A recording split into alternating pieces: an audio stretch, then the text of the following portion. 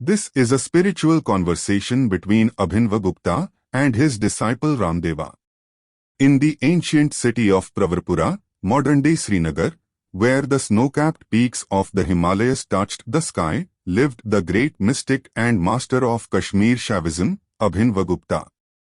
His knowledge was vast, covering the realms of Tantra, aesthetics, philosophy, and the deepest secrets of the mind and consciousness.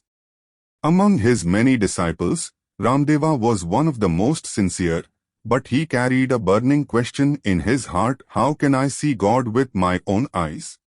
One day, as they sat by the sacred Jhelum river, Ramadeva gathered the courage to ask his Guru this profound question. The question, how can I see God? Ramadeva bowed deeply before his Guru and said, Guruji, I have heard that God is everywhere. But my eyes only see this world, people, trees, rivers, mountains, and the sky. If God is truly omnipresent, why can't I see Him?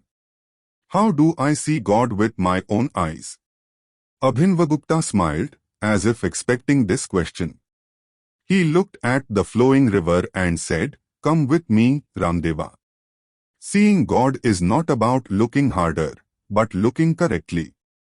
They reached the riverbank, where the water was calm and still. Abhinavagupta pointed at the river and asked, Look into the water. What do you see? Ramadeva peered into the water and said, I see my own reflection. The Guru then picked up a stone and threw it into the river. Ripples spread across the surface, distorting the reflection. Now, what do you see? Ramadeva frowned. The image is broken, Guruji. I can no longer see my face clearly. Abhinavagupta nodded.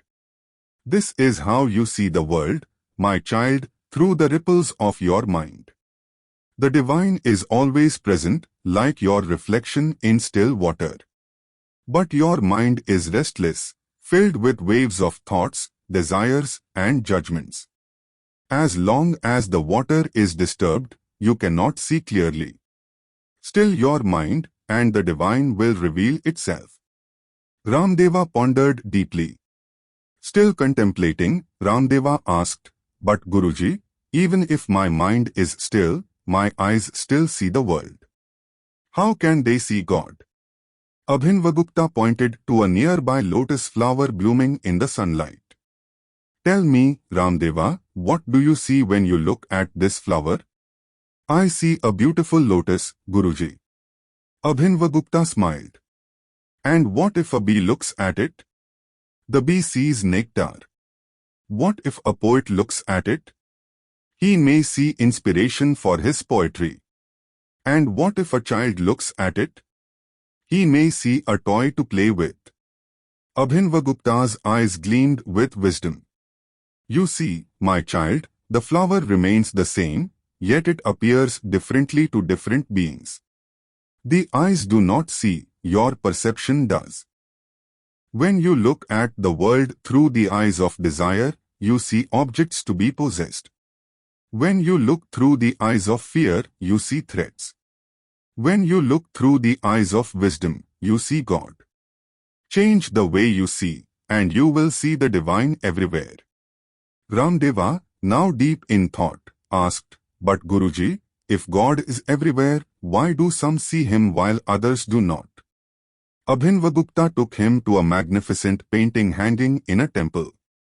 It depicted Lord Shiva dancing in the cosmic fire. The details were exquisite: the flowing locks, the fiery third eye, the rhythm of destruction and creation in perfect harmony. What do you see, Ramadeva? I see an extraordinary painting, Guruji. But what if a blind man were standing here? He would not see anything. Abhinavagupta smiled. Exactly. The painting exists, but not everyone perceives it. Not because it is absent, but because their eyes are not ready to see it.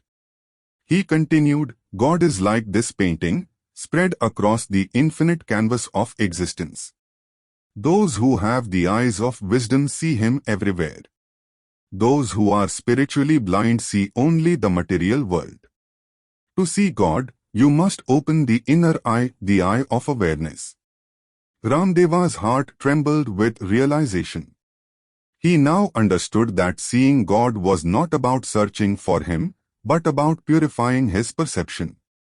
A restless mind distorts the truth, just as ripples distort a reflection. The eyes see what the mind perceives, change your perception, and the divine appears.